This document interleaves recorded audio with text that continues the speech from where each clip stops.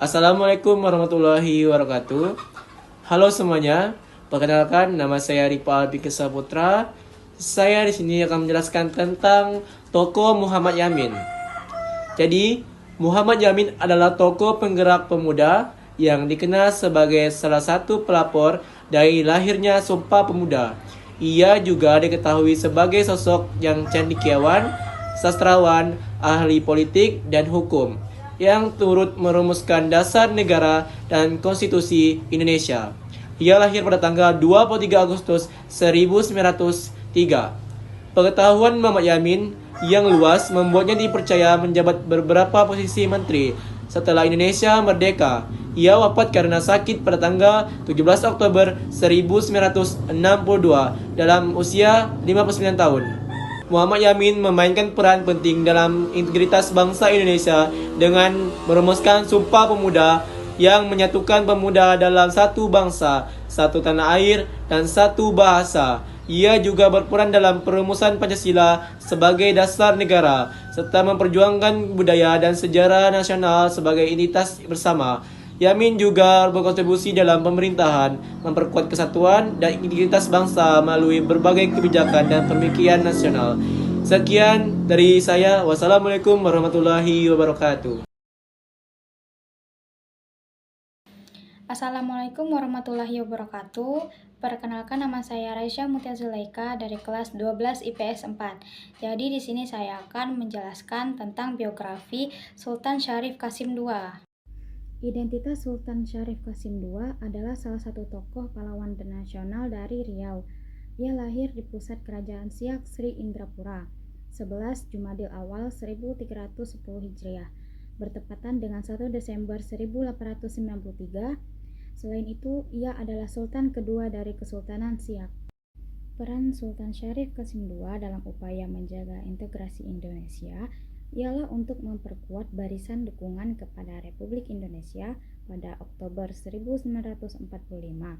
Sultan Syarif Qasim II membentuk Komite Nasional Indonesia atau KNI di Siak yang dipimpin oleh Dr. Tobing. Dia lalu membentuk Tentara Keamanan Rakyat atau TKR dan Barisan Pemuda Republik atau BPI.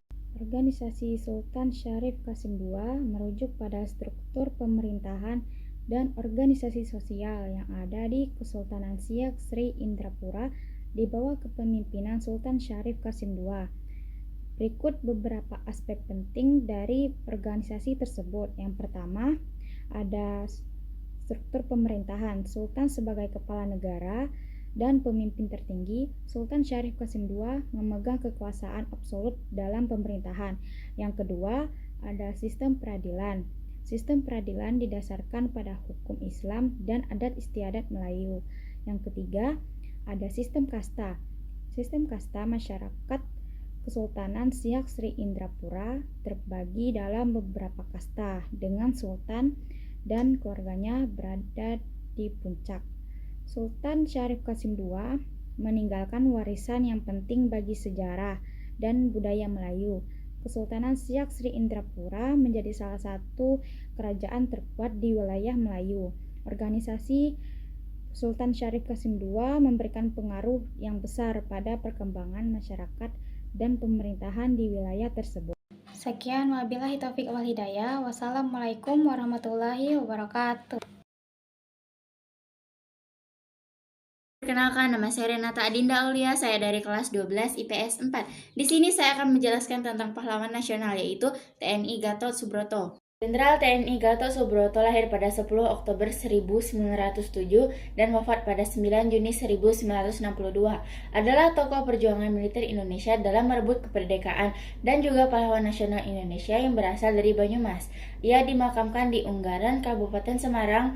Bergabung dengan KNIL membuat Gatot Subroto paham dan mengerti bagaimana seorang tentara harus bertindak. Setelah Jepang menduduki Indonesia, serta-merta Gatot Subroto pun mengikuti pendidikan pembela tanah air atau PETA, organisasi militer milik Jepang yang merekrut tentara pribumi untuk berperang di Bogor.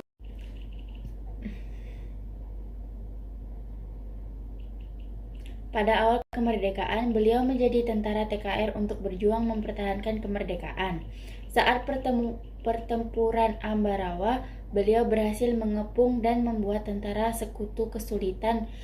Beliau juga terlibat dalam operasi militer penumpasan Gerakan Kahar Muzakar, pemimpin DI-TII Sulawesi Selatan bersama pasukan komando Gerilya Sulawesi Selatan atau KGSS tahun 1952.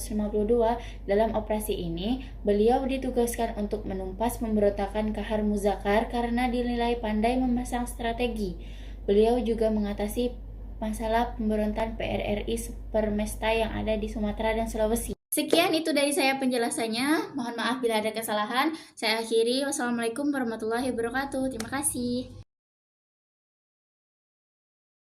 Warahmatullahi wabarakatuh. Di sini saya akan menjelaskan sedikit tentang Siswondo Parman. Ya, oke. Siswondo Parman. Biografi Siswondo Parman. Siswondo Parman adalah seorang pahlawan nasional Indonesia yang dikenal karena perannya dalam perjuangan kemerdekaan. Ia lahir di Magelang, Jawa Tengah pada tanggal 17 September 1921. Ia berasal dari keluarga yang memiliki latar belakang pendidikan yang baik. Selanjutnya ada organisasi Siswondo Parman. Siswondo Parman adalah seorang tokoh dalam sejarah Indonesia, terutama terkait dengan perjuangan kemerdekaan. Ia dikenal sebagai salah satu pahlawan yang terlibat dalam pergerakan kemerdekaan Indonesia. Selain itu, Siswondo Parman juga merujuk pada nama organisasi yang terinspirasi oleh tokoh tersebut. Namun informasi spesifik tentang organisasi ini mungkin tidak tersedia secara luas. Inspirasi bagi generasi muda melalui pengabdian dan dedikasinya. Siswondo Parman menjadi figur teladan bagi generasi muda dalam semangat mencintai tanah air dan menjaga integrasi bangsa. Saya sampaikan demikianlah dari saya. Assalamualaikum warahmatullahi wabarakatuh.